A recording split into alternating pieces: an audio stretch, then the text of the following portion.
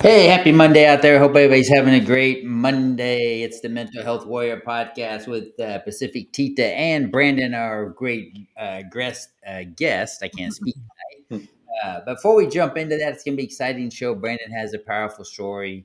I think it's something that a lot of veterans can really relate to. And I'm so happy that he decided to come on the show. And so thankful that Pacific Tita Lynn was able to run across him on TikTok. I think you guys met during the chat session or something you guys were doing on TikTok. So that's super great. But before we get there, we got to pay our bills. So with that, you see the QR code up in the upper left hand corner above me of Cerise Across America. As you guys know, that's a great organization I'm so proud to be part of. You can scan that QR code, and for a little $5 or $10, you can donate money for a wreath to be laid on. The tombstones during the holiday season. It's a program that they've been doing it for years and years and years. I am still associated with Arlington Cemetery, even though I'm in Napoli, Italy. But if they oversell Arlington Cemetery, to do ensure that those wreaths are placed all across the United States on all the souls. I think they do it overseas too. I'll have to verify that. But anyway, you just scan that QR code and they can help you out with that. We greatly appreciate any donations you can make. But along with that, as you know, Visa Across America Radio, we plays my podcast at Fridays at 8 p.m. and Sundays at 10 p.m. Super easy to find. Just download your favorite radio app, the iTunes app, the Odyssey app, or the TuneIn app. You search for Reese Across America Radio for not only my great programming or our great programming, but also they have 75 other podcasts now. So it's really great to be associated with them and have it. But along with that, a lot of things are going on. Interest rates will probably start coming down now. So maybe looking at refinancing your home or maybe doing some remodeling. So please take a chance to look at the Veterans Mortgage powered by Canopy Mortgage. It's the QR code down there at the bottom. You know what? Give them a chat. Scan that. Ask them a couple of questions. Maybe, it might be a time to look at, if you have some equity in your home. Maybe to refinance, get that interest rate down. If you bought, a couple of years ago and interest rates are high, it can save you quite a bit of money. And you know what, they are, of course, it's veteran owned and they know how to deal with, the VA loans and that process and everything like that. And they'd be more than happy to help you out. But, along with that, maybe your retirement, maybe you want a PCS, maybe you want to go somewhere else. So you can scan the QR code at PCS to Paradise. Maybe you want to move to Napoli, Italy. The weather's pretty good here. We're running all 60s now and all sunny, so it's pretty nice. But scan that QR code. We do what we do and we love what we do. And we do it really for 10th Mountain Whiskey. No, I'm just joking. They got great bourbon out there. As you guys know, I kind of get a little dry out here because I don't have the ability to have 10th Mountain shipped to me at an APOA address yet, but maybe one day. But anybody that comes to visit me, I will fill your suitcase full of bourbon to bring out. But with that, Brandon, we're going to get to you in here in a second. But hey, Lynn, give us an update of what's going on with you and anything new in your world. So not really anything new. Just celebrated the Valentine's Day this weekend. Oh, that's right. It was Valentine's Day. It was Valentine's Day, so happy Valentine's, belated Valentine's to everyone out there. I also can't speak right now. I have the case of the Mondays. Yeah. But my husband was here for the weekend, so he flew down Awesome. to Virginia, and he just flew out this morning. So today is President's Day. So federal holiday celebrating George Washington's birthday. So yeah, I just enjoyed like a leisure day, and that's it. If you did the Valentine's, I hope you got to celebrate it the way you want to, and if you don't celebrate it at all, that's fine too. Yeah, something that my wife and I have done. We've never really we kind of celebrate Valentine's Day, but we really don't. And we used to go to. This is kind of funny. We'd go to the card store, and I would pick out a card, and she would pick out a card, and I would hand it to her, and she would hand me mine, and we would read it, and then we would put them back and get a good laugh out of that. And we did that for a lot of years. And now we just buy like house plants or something like that. We've been together for 19 years, but and her thing is she just never really believed in Valentine's Day. She says, "Hey, Same. we're I together, don't really all year round," and she just really never believed in it. And she told me that from the day one. And so that's just kind of what we do. But with the boys and stuff, we kind of celebrate a little bit more with the kids. But when it was just us, we really didn't do much. But that, just like you said, Lynn, you celebrate things the way you celebrate it, and there's nothing wrong with that. Anything new with the Reverend Warrior? What's going on there with them? So Irreverent Warriors just did their hike in South Florida, and I'm not sure what's the next hikes that are coming up because a lot of hikes are taking a break this year. But if you Yeah. check out www.irreverentwarriors.com, you'll definitely find something near you, or if you wanted to travel and go hang out with those cool vets. Yeah, I was a little Yeah. disappointed they're not doing one in Trista, Italy this year. But like you said, I think they're trying to step back, and that's okay. They've been hitting it hard. But you know what? Along with that, if you any veterans out there looking for anything, please go to VeteranTrashTalk.com. You can visit our all of our Facebook pages, all of our social media. We're out there for the veterans. We're there to support the veterans, and somebody's on the Veterans Trash Talk Facebook, TikTok, Instagram, all social media, any time of the day, any time of the night. And so if you have any issues or problems, you can reach out. And you know what? If you need help, and Brandon's going to talk about this. If you're a veteran who's struggling, who's gotten out of the military, and you're having some issues, and you kind of fall into that, what do you call it? The blackout area? Is that what you Yeah, called it? it's black Yeah, area. the black area. It's kind of important, I think, for a lot of veterans that happens to. And you know what? I'm gonna leave it right there with that. Brandon is a 5-year veteran. He was a mortar guy, right? If I remember correctly. Yep. Yeah, and he still got your hearing. It's pretty amazing. I What? Huh? just don't wear the hearing aid.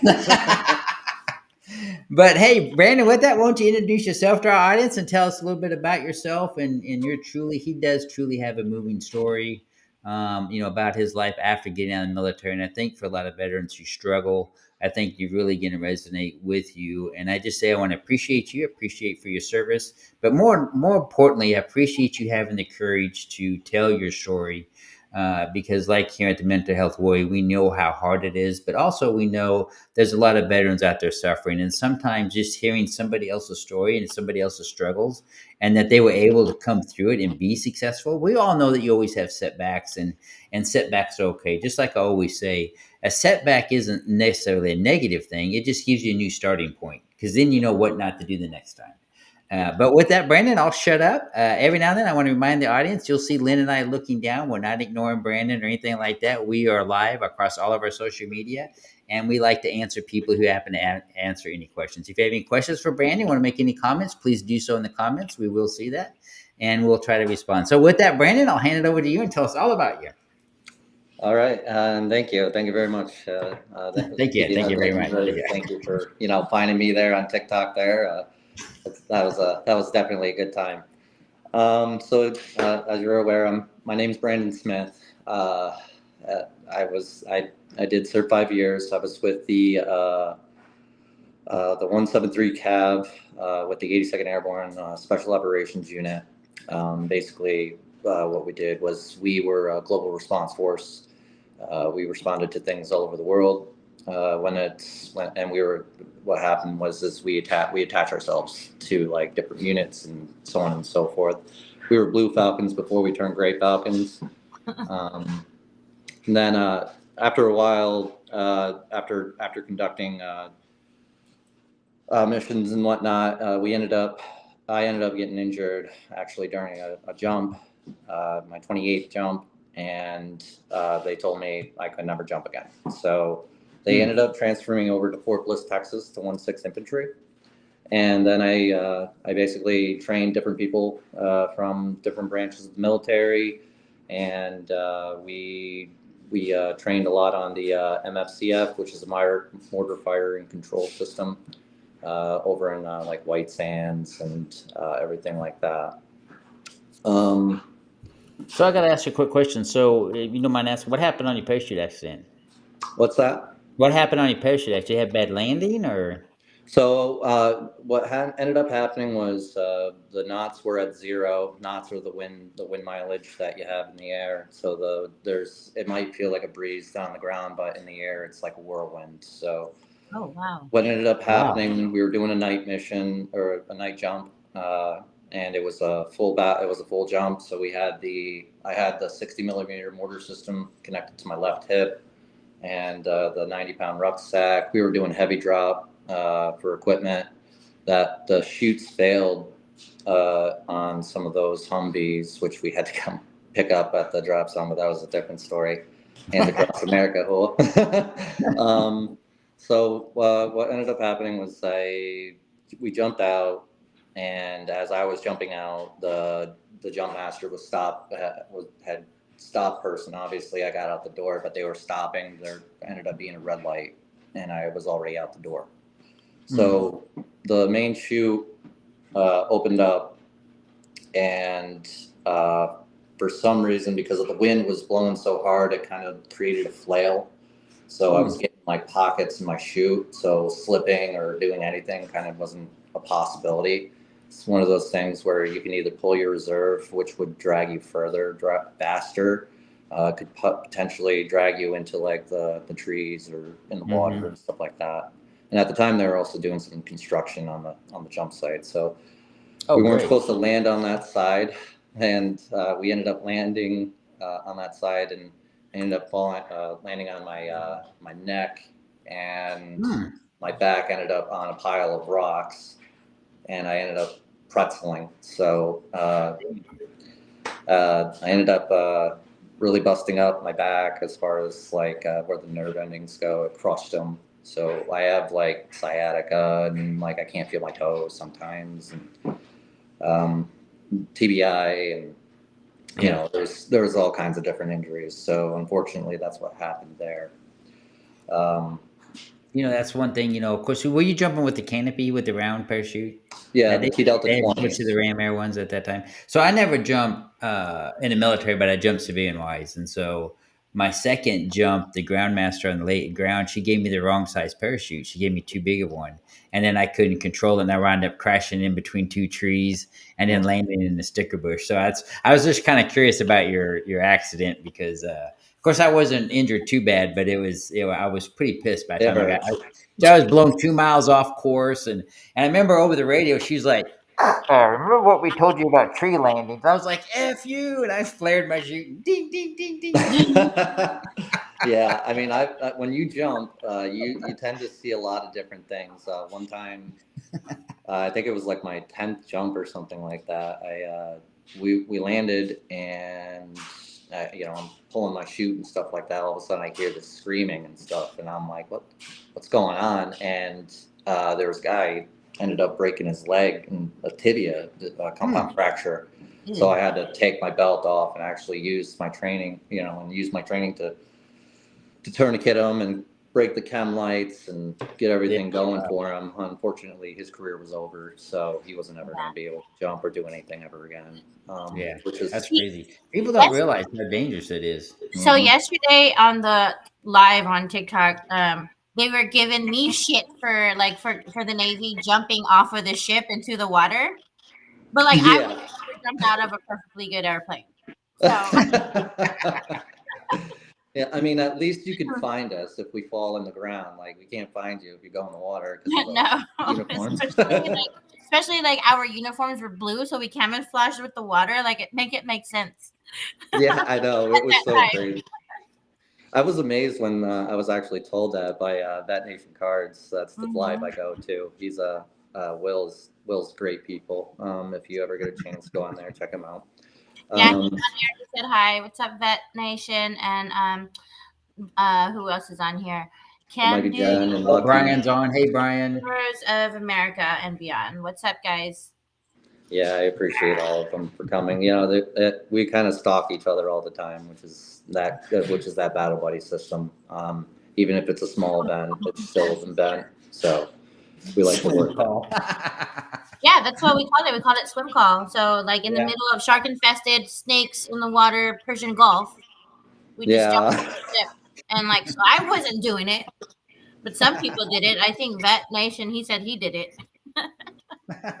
I don't know. He'll have to explain his once he gets here. I'm sure he's gonna come.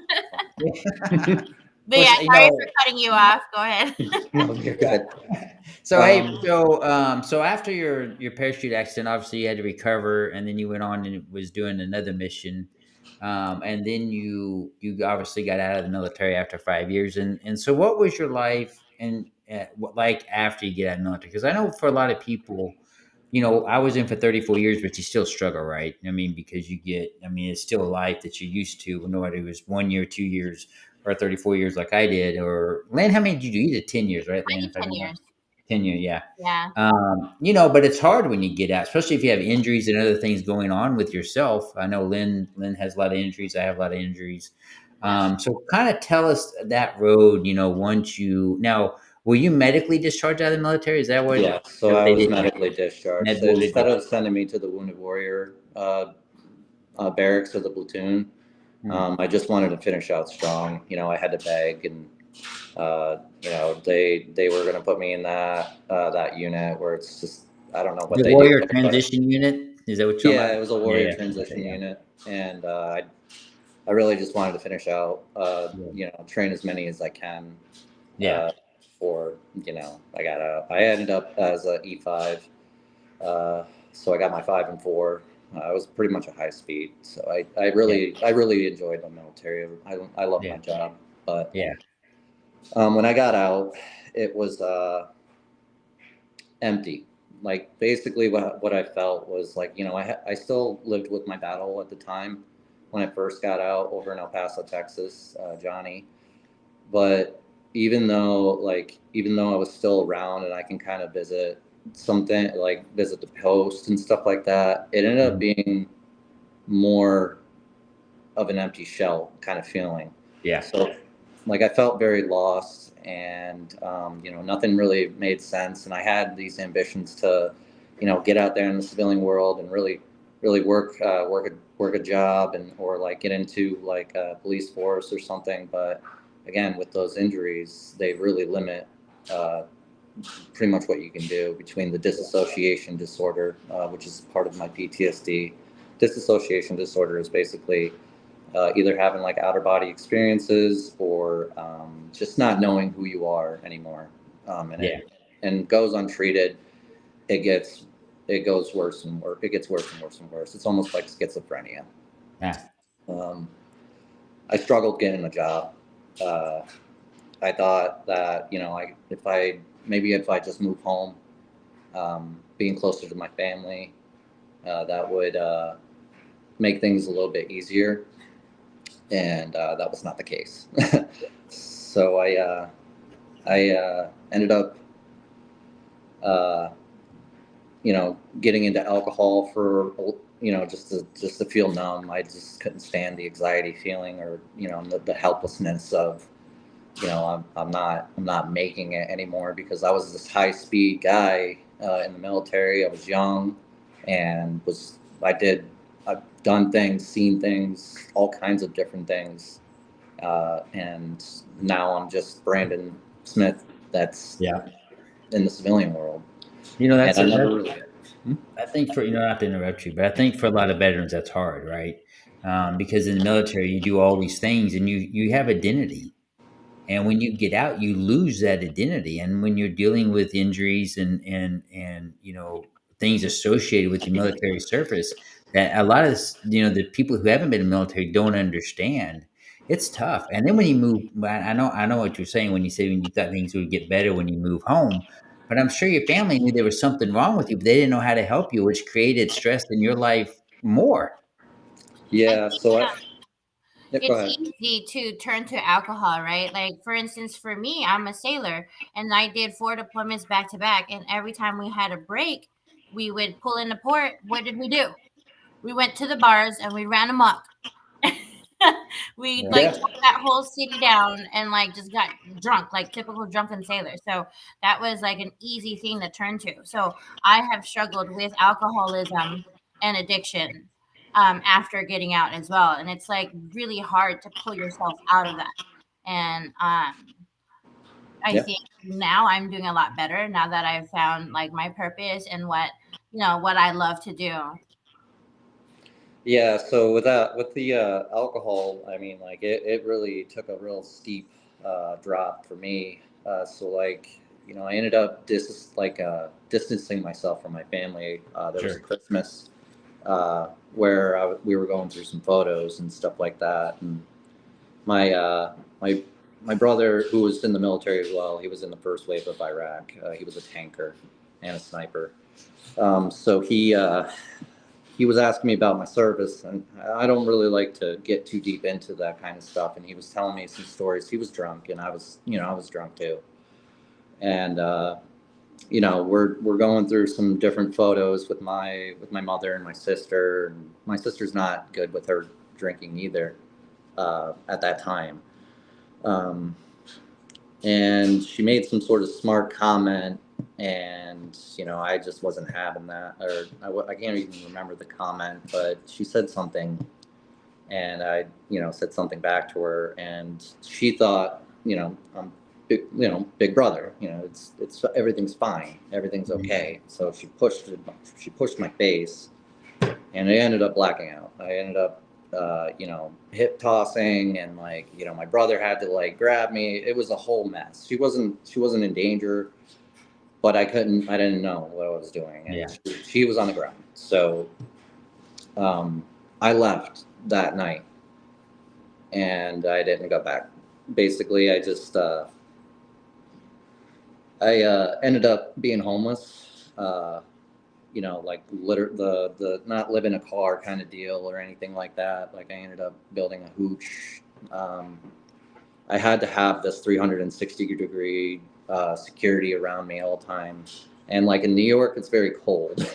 Yeah. So you drank more to stay warm, and you lit fire, and you went through the camps, and you traded and bartered, and I was receiving VA money, but I was going to the Y or to hotels and taking a shower every once in a while, but most of the time I was just beating the ground. After I think it was up until 2016. My brother, he ended up saying that was enough, and he brought me to the Dom over in Bath to get treatment for what is called cognitive processing therapy. And I worked through a lot of stuff in there. I learned so many different things from cognitive processing therapy. I had attempted suicide while I was in. As when I got out, and I couldn't adjust well over in El Paso, I ended up trying to shoot myself, and that wasn't going to be it. So then, which I've only tried twice. The second time was I drank, and I ended up getting alcohol poisoning.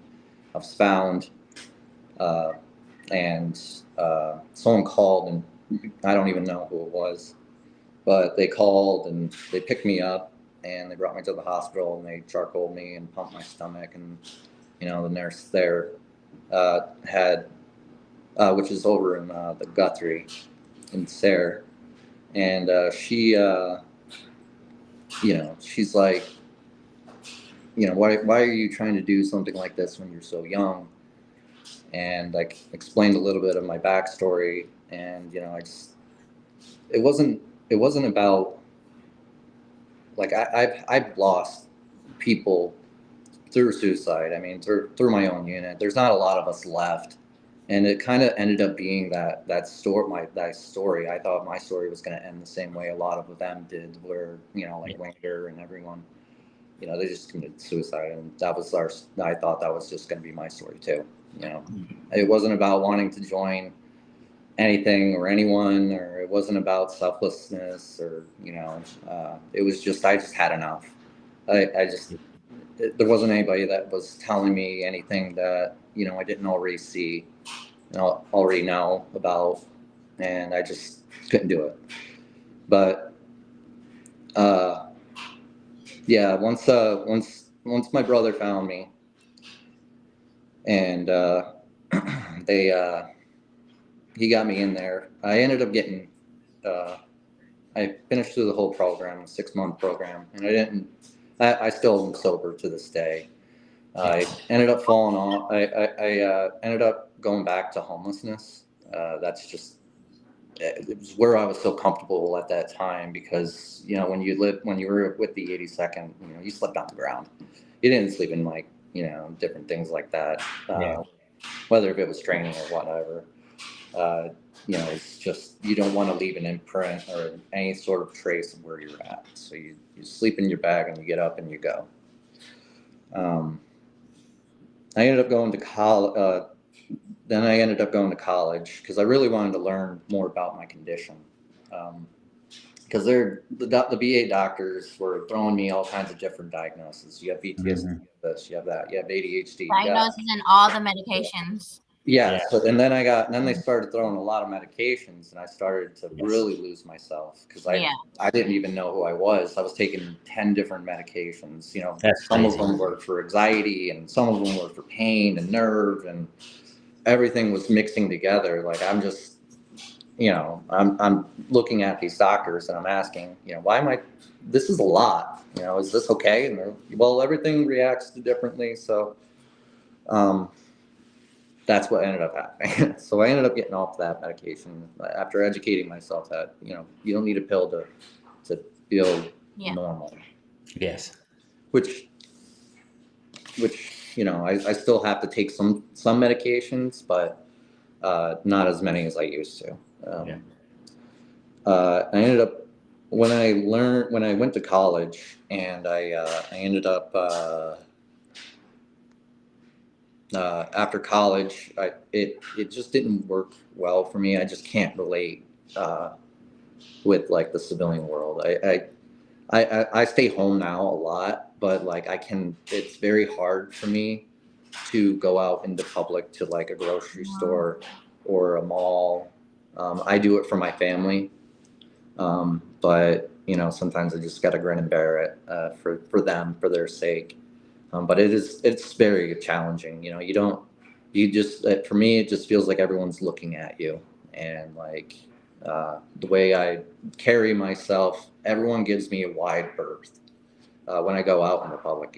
Even now, like I went to a concert, a music concert, which was holy Moses. For the girls, it was like Carrie Underwood, and we were exiting, and we were going out, and the girls and I got separated, and they were probably like 20 feet, and Amber's looking behind her. I'm like, just go out the gate, I'll be fine. And it was shoulder to shoulder at that point, and uh, we were just kind of walking, and then all of a sudden we were at a standstill, and then I hear this big giant guy say, "Make a hole!" And everybody and he like basically pulls people off. He's like, "You good, battle?" Because I apparently checked out. I was like not there anymore. I was, like there were so many things happening. It's like ants crawling on ants. So I basically just shut down. I couldn't. What was I supposed to fight? There was nothing threatening me. So. He grabbed me up and they made a hole, hundreds of people. They're just like, okay, obviously there's something wrong here. So like they ended up opening up a hole, and like I ended up getting out and meeting up with Amber, uh, which Amber's a whole other thing. She met me while I was homeless. We worked for Pathways Incorporated, which is working with people with special needs. What I did was I would help integrate people of individuals with special needs, and basically teach them like skills of like road crossing, or asking, or money management, and things of that nature. And we were just kind of like hanging out afterwards, and she goes, well, I'm going to get going home. Where do you live? Maybe like, do you want to get a ride home or something like that? And I said, no, I'm good. I'm actually just going to be right around the corner here, right near the right near the Y. I'm going to go get a couple of, yeah, I'm good. And she said, no, that's not happening. So you're going to come with me. You're going to come stay, like, at least come stay the night, and, see how it is. I ended up sleeping on the floor, which was very weird for her. She didn't understand why. Sleeping in a bed was not a thing for me at the time. And she made me very comfortable, and I actually fell asleep in her lap.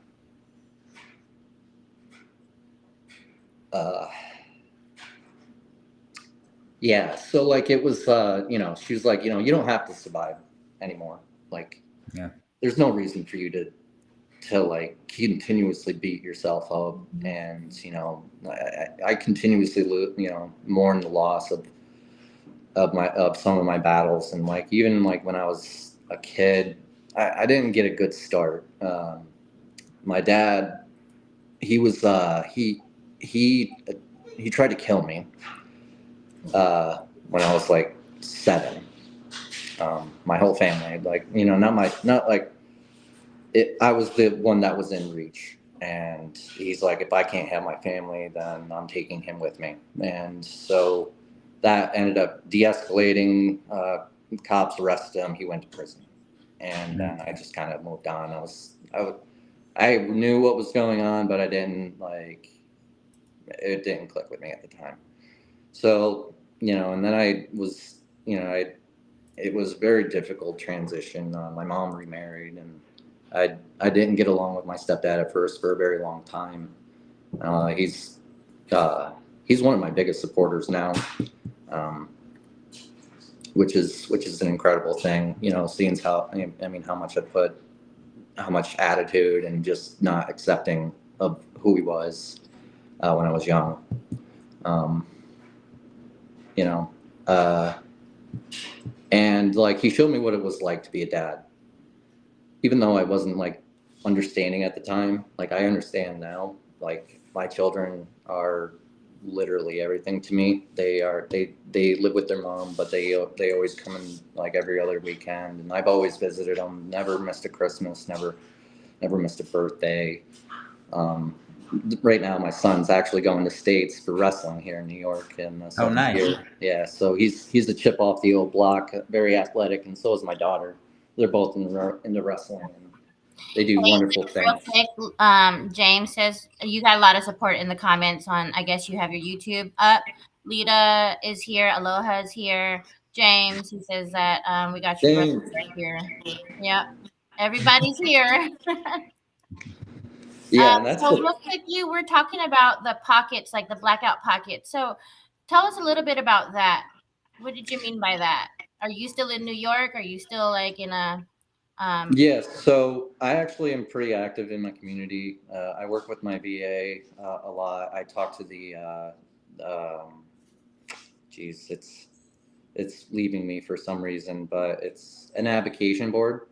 Basically, what's happening is a lot of people in New York, we have very difficult time getting out information to one another. Like here in Big Flats and like Elmira Corning area, there's no sort of like mental health awareness or any sort of organized events. There's no nonprofits here, and they're where is just the nearest VA to you? The VA hospital. the nearest VA to me is Bath, and that's about 45 minutes away from where I am. We have some CBOCs that are around the little where you go see your primary care doctors and stuff. Mm-hmm. But the specialty care providers, they're just not here. So like it's very difficult. Like when it comes to an appointment, like if I have to go see a neurologist, New York and Pennsylvania have the highest number of neurologists. We even have a neurology college university here, and they're just not staying because with one thing or another, whether if it's like they're not being paid on time. I've had doctors tell me that it was difficult working with a federal agency and stuff. So Yeah. um, so that's what I mean by black area. Yeah. When there's just so many veterans here. We have a lot of Vietnam veterans, and these a lot of these guys didn't get help then, and they're still kind of not getting help now. Like I know some mountain men that just kind of suffer through the things and live how they live, and they don't exercise the VA and stuff like that. Um, Well, I think for a lot of Vietnam vets, they do that. But I want to take you back a little bit on your story, Brandon, because Mhm. as you were going through recovery and as you were dealing with things, and you have people that come in and out of your life when you're living like that, or you're in those moments that can change your life, have a profound effect on you. But one thing that a lot of people don't realize when you're going through recovery is it brings up a lot of scars that you've forgotten. And with what happened with you and your real father, probably had such an impact on you. And then when you start recovery, you have to go back and fix that. And if you don't fix that, it will sabotage your recovery moving forward with what you're dealing with now. And I know that because I'm a suicide survivor, so I've been down that road. I've never been homeless, but I've hopscotch people's beds and things like that, and drank a lot and fought a lot and did a lot of things I'm not proud of. But that's okay, right? Because that put me on the path where I am now. And every journey has a story, and every story, has a meaning to it. And I think for you, Brandon, one, thanks for sharing your story. But, I think it's important for people to realize, when you were homeless and when things are going on, I think you felt comfortable there. Like you said, that was something that you felt comfortable with. And I think for a lot of people need to realize too, there's some veterans out there that they just feel comfortable being homeless, and I've met people like that. I mean, I got friends of mine that in Missouri that live in the woods, and they love living like that. I mean, they live in a shack and they don't have electricity, and they hunt and fish and live off the land, and they like that. That's their solitude. Yeah. But I got a question. When did you finally start sleeping in a bed? Or do you still sleep on the floor? 2 year, about 2 year, about a year and a half ago, actually, Yeah. more so a year and a half ago, I stopped sleeping in the sleeping bag, which is in my green bag now. But I slept in a sleeping bag a lot, and then I ended up uh, getting in the bed, and I still am not comfortable with it. I Yeah. will sometimes she'll sometimes still find me, like, I'll go out to the living room and I'll lay on the floor or something, and it just feels more What comfortable. what is it? And I'm asking this question because I know there's other veterans out there that probably deal with the same thing that you deal with, especially ones that were homeless. What is it about a bed that you don't feel comfortable? Is it the space? Is it the softness of it? Is it? I'm just Um, curious. You don't have to answer if you don't want to. I'm just being curious. Honestly, I think it's just more of like I'm used to like the suck. So I'm not used to the pamperness. You And I embrace know the that sounds silly. Yeah. No, you know what? I get that, right? So it's like when I could sleep anywhere. I could sleep on the ground. I could sleep, Yeah. literally. And even to today, I could lay on the floor and go to sleep, and it doesn't bother me. Yeah. Um, of course, my back may be sore now that I'm getting old, but but I get that, right? It's what you're comfortable with, and Yeah. it doesn't make it wrong. Doesn't make it not right. I mean, people sleep in all kinds of different beds. Look how many different types of beds are out there. I mean, crap. So heck, you're just not spending your money on mattresses. You just lay on the floor and call it good. Yeah, we almost came up with the idea of like doing like a hammock or something like that as well. Yeah, That's another real big technique is hammocking. yeah. It's very, just to stay off the ground. So, if the ground's really cold or you don't have the supplies to like lay down the cardboard or insulate yourself where you're going to lay, that's when you get off the ground. It's a little It's bit funny you say chillier. that because I've always have purple hammocks with me, and I love to sleep out on the balcony. I do too. Whether it's wintertime, summertime, whatever. And it's funny you said that because I always have portable hammocks with me, Yeah. with their own frames. And my son will have sleepovers, and him and his friends, since they know I sleep in they'll go out there and want to sleep in the hammock. So it's quite funny. Not funny, but I mean it's funny that you said hammocks because that's the first time in the show it's ever come up. But I do feel comfortable sleeping in a hammock. I don't know what it is about it. It is just something about it. it wraps around you and you kind of feel comfort It's in a there. hug. Yeah, Yeah, Yeah. it's yeah. a big hug. Especially when you're alone and like you really feel like there's nothing and no one around you and stuff like that. That hammock's probably going to be your best friend for a little bit Willis because it's says that. hammocks are awesome.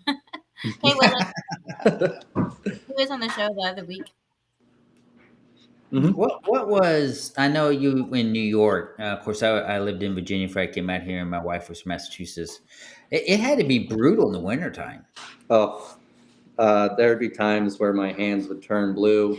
uh, it would be windburn all the time. The reason why I smile so much, it's not just the mask, it also helps with the blood in my cheeks to Hmm. stay warm. So I kind of had to practice over and over again on how to like continue to smile so that way I can keep the rosy cheeks going. Ah. Um, so it's just, and then like Yeah. So it gets very cold, and like, you have to do like the pocket warmer things, or you have to trading is very important when you're out in the streets, and when you talk to, you don't stay with a group for very long, and you go to the compounds, and then obviously the state police will come, or the local town police will come, and they'll shoo you off from under the bridge or wherever you're setting camp up, and like they'll tell you to relocate or provide you necessary information to go to like the local shelter and Hmm. things of that nature. They ended up, instead of going to the shelters, we ended up finding like empty banks or abandoned warehouses, or Yeah. we were just one place to another. And then we would be interconnecting with one another. It was a whole network of, where are you going to go tonight, and how many people are going. Just what can I trade you? How many, you want a carton of cigarettes Yeah. for maybe some cans of beans and some pork. Like that's the stuff we did. We could still go to the stores, but people looked at us, and we didn't always smell the greatest. So that just really messed me up a lot too. And I wasn't necessarily ashamed because I didn't really care what they thought of me, Sure. but it was uncomfortable. So I Right. didn't. I just traded. Did like the dandy and get like canned beans and So, stuff. so real quick, we're coming up on 42 minutes.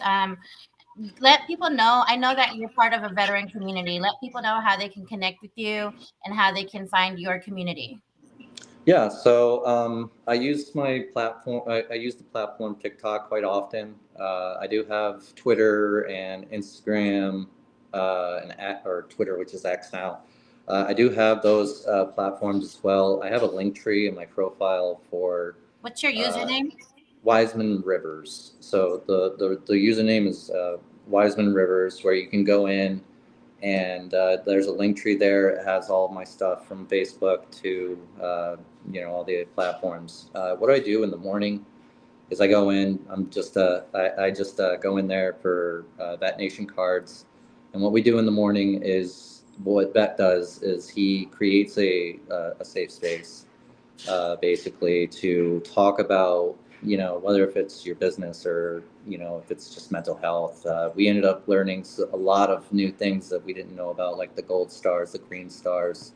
Hmm. um, uh, we it's a place where I can go and talk about my story. How very little or how much I get into it is depending on the flow of what's going on, and like, um, when it's in that kind of setting, we have to be kind of like very mindful of how much or what we're sharing, because we're not trying to trigger. We want to be able to relate Hmm. and work together to find a solution to a problem. Um, and like that's been Will's mission for 9 months or so on, for a while now. And I've been there every single day in his live, around his live. He graciously brings me up to his boxes, and he allows me to tell my story because he thinks it's important It is for some important. people to Very actually see and important. hear. It's very important. And So Ken out there said he used to sleep in his yard. He didn't feel comfortable being in the house, so he slept in his yard. And Yeah. I totally get that.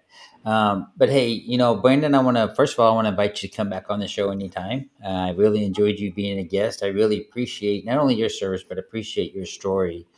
Because I think for a lot of homeless veterans out there, and for other people who just aren't comfortable being in the house or being around others, you talked about being in crowds and not feeling comfortable. You think people are really staring at you, and in reality, they're probably not really staring at you. But you get that conscious. But we all get that, right? We get that as veterans, right? Or we have to sit in a restaurant a certain way, or this, that, and the other, and it's hard to break that.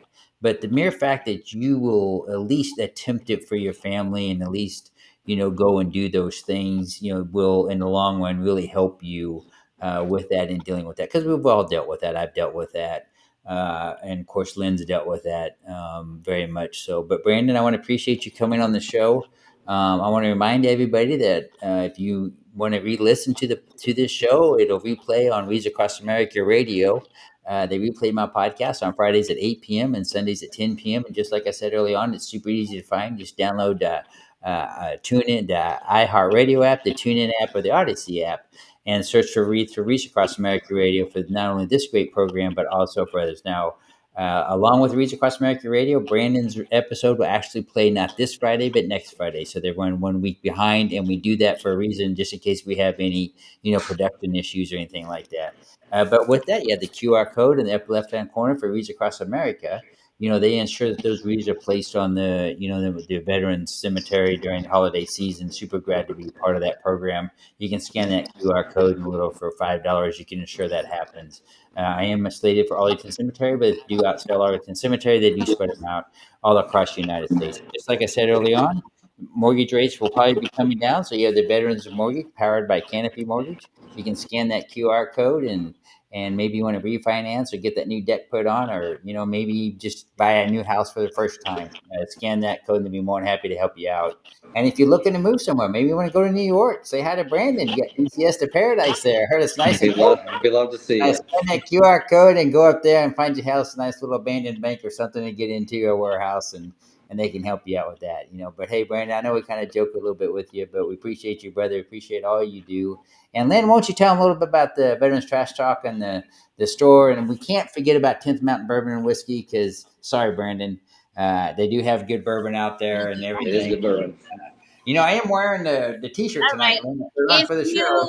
If you haven't checked it out, check out our website, www.VeteranTrashTalk.com. On there, you can find all of our other podcasts, and including our store. Our number one seller is "Quit Being a Triggered Pansy."